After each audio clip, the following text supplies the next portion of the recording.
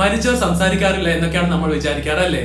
എന്നാൽ ഫോറൻസിക് സയൻസിലെ ലോകത്ത് മൃതദേഹങ്ങളെ കൊലപാതകയെ കുറിച്ചുള്ള വ്യക്തമായ വിവരങ്ങൾ നമ്മളോട് വിളിച്ചു പറയും. 1990 വെറും ഒരു സാധാരണ പോസ്റ്റ്മോർട്ടത്തിലൂടെ ഫിംഗർ പ്രിന്റിലൂടെ മാത്രം അന്വേഷിക്കുന്ന കുറ്റകൃത്യങ്ങൾ ഇന്ന് 2026 എത്തി നിൽക്കുമ്പോൾ എത്തി നിൽക്കുന്ന അവിശ്വസനീയമായ സാങ്കേതിക വിദ്യകളിലാണ്. ഒരു തുള്ളി ഉമനീരിൽ നിന്നും കുറ്റവാളിയുടെ മുഖം 3D ആയി ഉണ്ടാക്കുന്ന വിദ്യകൾ വരെ ഉണ്ട് എന്ന്. ഈ ഒരു വലിയ മാറ്റത്തിന് കേരളത്തിൽ അടുത്തതായിട്ട് നമ്മുടെ സ്വന്തം ഷെർലക് ഹോംസ് ആയ ഡോക്ടർ ബി ഉമാദത്തൻ സാറിന്റെ കണ്ണു തുറപ്പിന്റെ കേസ് ലെയറിലേക്ക് നമുക്കൊന്ന് പോവാം.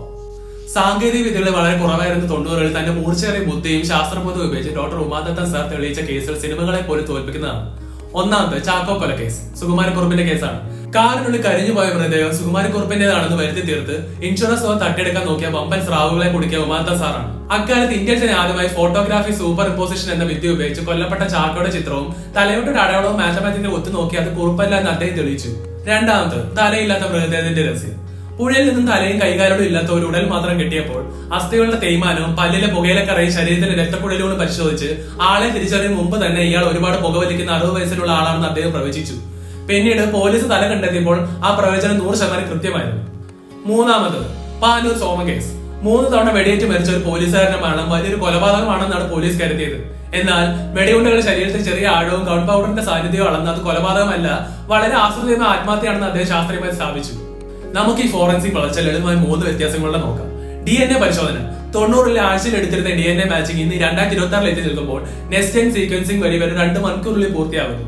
പോസ്റ്റ്മോർട്ടം രീതികൾ. പണ്ട് കത്തി ഉപയോഗിച്ച് ശരീരം കീറിമുറിച്ചായിരുന്നു പരിശോധനയെങ്കിൽ ഇന്ന് വെർട്ടോപ്സി അഥവാ വെർച്വൽ ഓട്ടോപ്സി വഴി ശരീരം തൊടാതെ തന്നെ 3D CT MRI സ്കാൻ ഉപയോഗിച്ച് ആന്തരിക അവയവങ്ങൾ കൃത്യമായി പരിശോധിക്കാം. മുഖം പുനർനിർമ്മിക്കൽ. പണ്ട് തലയോട്ടയ്ക്ക് മുകളിൽ കളിമണ്ണും പേപ്പറും വെച്ച് മുഖം ഉണ്ടാക്കുന്ന സ്ഥാനത്ത് ഇന്ന് ഒരൊറ്റ മുടിനാഴിലെ ഉണ്ട് DNA മാപ്പിംഗ് ഉപയോഗിച്ച് കുറ്റവാളിയുടെ കണ്ണിന്റെ നിറവും മുഖത്തിന്റെ ഘടനയും 7 മിനിറ്റുള്ളിൽ വരച്ചു തരും.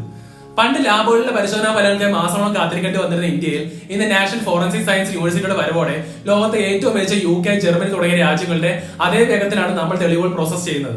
കൊലപാതകം നടത്തിയ ആ സ്ഥലം ബ്ലീച്ചിങ് പൗഡറോ വൻകിട കെമിക്കലുകൾ ഉപയോഗിച്ച് കഴുകി വൃത്തിയാക്കിയാലും കൊലപാതകയെ രക്ഷിക്കാൻ കഴിയില്ല. 2026 അത്യാധുനിക ലൂമിന ഓൾട്ടർനേറ്റീവ് ഫ്ലൂറോഫോറുകൾ ഉപയോഗിച്ച് സ്പെഷ്യൽ പ്രകാശകരണങ്ങൾ അടിച്ചാൽ മാസങ്ങൾക്ക് മുമ്പ് കഴുകി കളഞ്ഞ ചോരത്തുള്ളികളുടെ നീല വെളിച്ചം അവിടെ കൃത്യമായി തെളിഞ്ഞു നിൽക്കും. ചുരുക്കം പറഞ്ഞാൽ തെളിവുകൾ ഒരിക്കലും നുണ പറയില്ല, അവയ്ക്ക് ഒന്നും മറയ്ക്കാനും കഴിയില്ല. സാങ്കേതികത എത്ര വളർന്നാലും ഡോക്ടർ ഉമാദത്തൻ സാറിനെ പോലുള്ള പ്രതികളുടെ നിരീക്ഷണ ബുദ്ധിയാണ് യഥാർത്ഥ ഫോറൻസിക്കിന്റെ കരുത്ത്. ഈ കേസുകളിൽ നിങ്ങളെ ഏറ്റവും കൂടുതൽ അത്ഭുതപ്പെടുത്തിയ ഏതാണ്? താഴെ കമന്റ് ചെയ്യും. ഈ ഇൻഫോർമേറ്റീവ് വീഡിയോ നിങ്ങളുടെ ക്രൈം ത്രില്ലർ ഗ്രൂപ്പുകളിൽ ഇപ്പോൾ തന്നെ ഷെയർ ചെയ്യും. Stay logical. ബൈ.